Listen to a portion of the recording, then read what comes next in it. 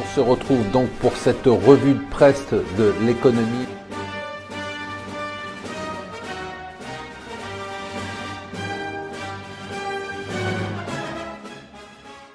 Bonjour et bienvenue sur Mon Financier pour la revue de presse de l'Écho. Nous sommes le jeudi 22 octobre.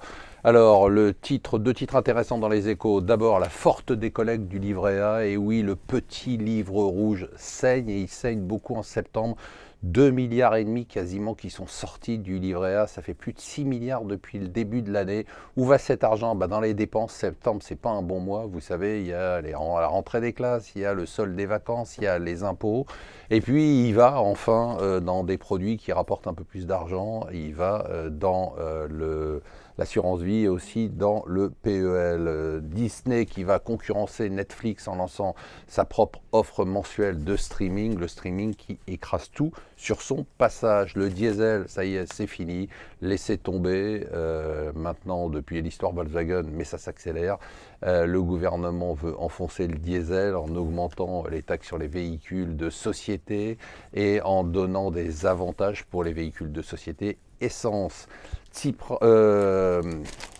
Hollande va passer 2 jours en Grèce. C'est vrai que c'est une bonne idée d'aller en Grèce. C'est quand même là qu'on a pas mal de choses à apprendre sur comment gérer les dépenses publiques et sa dette. La candidature de Biden, le vice-président américain, n'aura pas lieu. Elle inquiétait Hillary Clinton depuis un petit moment. Finalement, Hillary Clinton va faire la course en tête, en tout cas du côté démocrate. Elle n'a pas vraiment d'opposant, à part Bernie Sanders, mais qui est très loin dans les sondages. J'aime beaucoup ce titre du Parisien. François Hollande, après les mots, à quand les actes?